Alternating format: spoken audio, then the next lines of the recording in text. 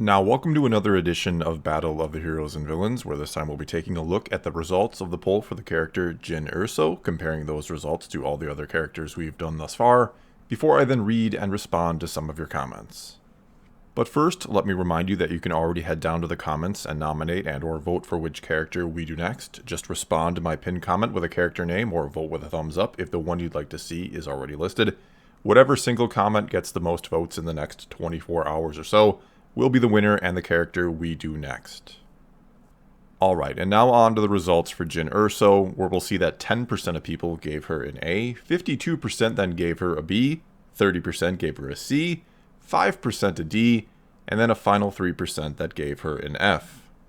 And so when we do all the math here and consider A a score of 5 and F a score of 1, Jyn Erso ends up with an average score of 3.61, which puts her into 35th place overall, and probably a little lower than I would have guessed. I actually could have seen her finishing more in the higher 3s, and I'd say my personal grade for her would be a very solid B.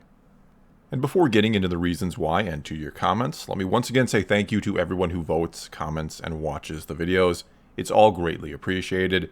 And now let's get to it and start, as we always do, with the top-rated comment, which this time came to us from Zendo Argos, who said, "Unlike Rey, Jyn wasn't made out to be better than everyone without explanation. She was a hardened fighter that was willing to die for her beliefs, and she made the ultimate sacrifice when the political leaders didn't have the courage and will to do so. A strong female character done right. A from me."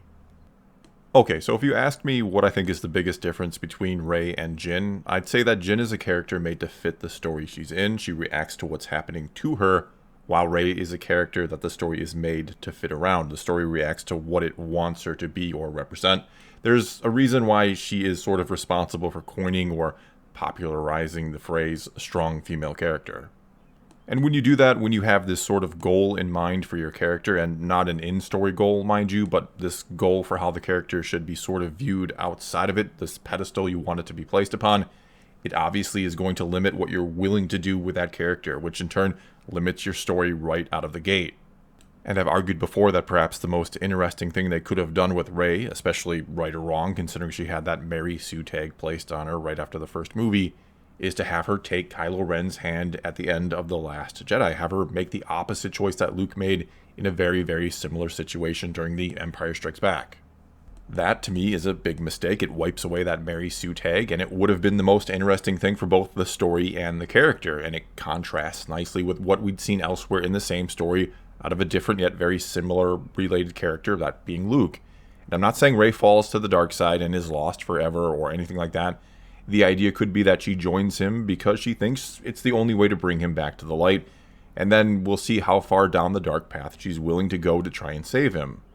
And, as I've also said before, it could have been interesting if Rey starting to fall to the dark side is what brings Kylo or Ben Solo back to the light, that he begins to care about her and he doesn't want to see her sort of suffer the same fate that he did. Again, there's some parallels there to other parts of the story, or what happened between Luke and Vader. As Lucas might say, it's poetry, it rhymes. But anyway, I'm talking about the wrong character. So let's get back to talking about Jyn with this comment from Captain Pep, who said, "A very serviceable protagonist that had a well-executed character arc. A shame we didn't see more of her character, but hey, that's Rogue One in a nutshell. Solid B for me."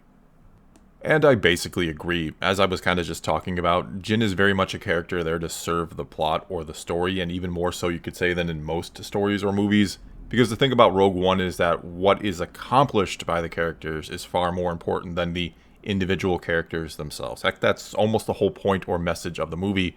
That just one random person or a small number of people willing to fight and struggle and give up so much can not only bring about hope for so many people, but that in the long run, the actions of the few can even save the whole galaxy. And though yes, I think the characters in Rogue One, including Jyn, could still be more fleshed out. I'm not trying to make excuses here and say, who cares about these characters? It's only the story that matters here, because that would be pretty much the opposite of what happened with Rey, where it almost felt like the whole story was there just to service her character, and thus is not a good thing either way. But you almost don't want the audience to get too vested in these characters that they miss the point of the story. You don't want the audience to walk out of the theater feeling depressed because all these characters they just fell in love with have died. You want them to almost feel a sense of pride. You want them to feel that same sense of hope that the characters brought about, Yes, they do all die, but you should feel inspired by that sacrifice, not overly saddened by it. Okay, next up here we have this comment from Gator70 who said, "She just seems like a more realistic character. Cynical and jaded, what I would expect of many people I would run across at that time in that universe who had gotten caught in the crossfire of that conflict. Not everyone can be a Luke Skywalker, A for me." Then this one from James Tobias Stewart who said, "B for me," which puts her as easily the best lead of the Disney era in my opinion, of the movies anyway. She had an arc I could understand and appreciate, going from a bitter cynic to someone willing to die to make a difference. Was it revolutionary? No, but it worked, and that's more than I can say for the sequels.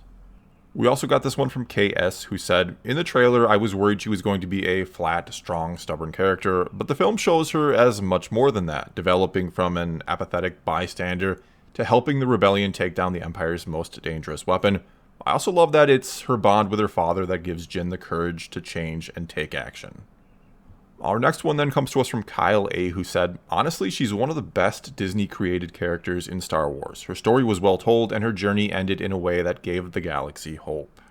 Also this one from Peter Y, who said, "I do love her arc of not caring about anything to being willing to die for it after seeing her father gave his life for it as well." And then this one from Mr. H, who said, "She's got a full arc. She starts out as an annoying, self-centered thief and becomes a rebel hero, not all that dissimilar to Ezra. Except, of course, she dies a hero, which is probably why I've got a soft spot for Erso. She died trying to bring freedom to the galaxy. She's a hero and a badass. May she rest in peace. A." And you know, I think for better or worse, a lot of people do have an easy time relating to Jyn. They can relate to not only being a bit on the jaded and cynical side, being beaten down by this world, but that remark of hers that a lot of people quoted in the comments about how the flags of the Empire flying aren't a problem if you don't look up, I think that hits home with a lot of people. Because we've all got our own personal problems to deal with, our own lives and our own troubles that come with it. And it can feel downright overwhelming to just think about all the problems of the world, much less trying to do something about them.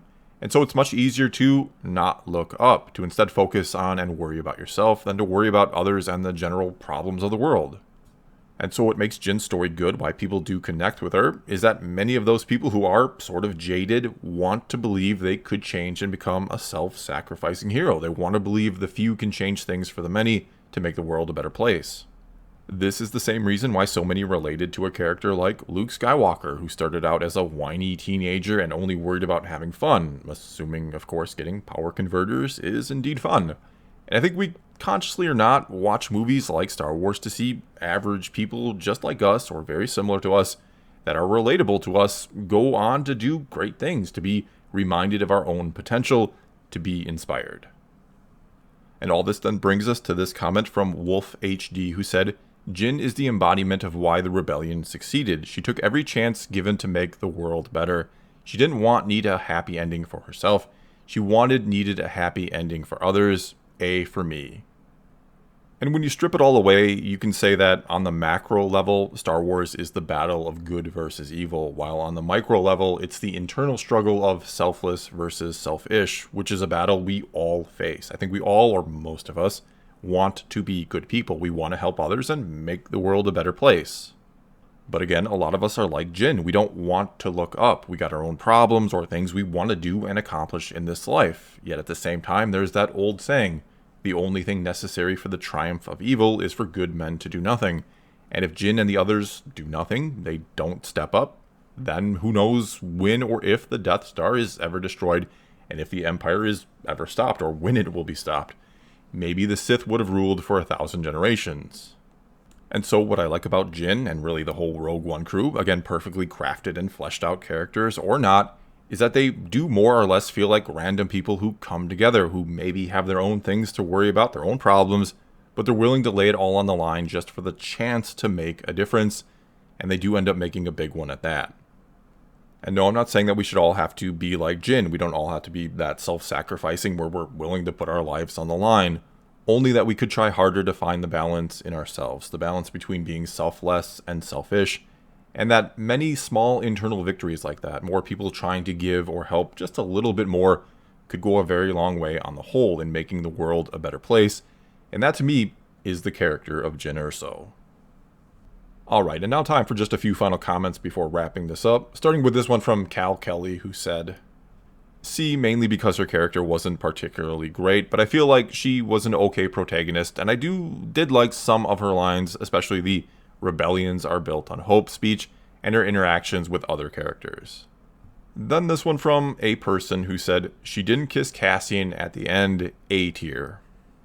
Also then this one from Cinematic Galaxy, who said, I'd give her an A. Some people say she's boring, but what I love about Jyn is that she represents a delusioned outsider initially, then for personal reasons she becomes swept up in the cause and ends up sacrificing her life for it, while inspiring the rebellion to take up the fight.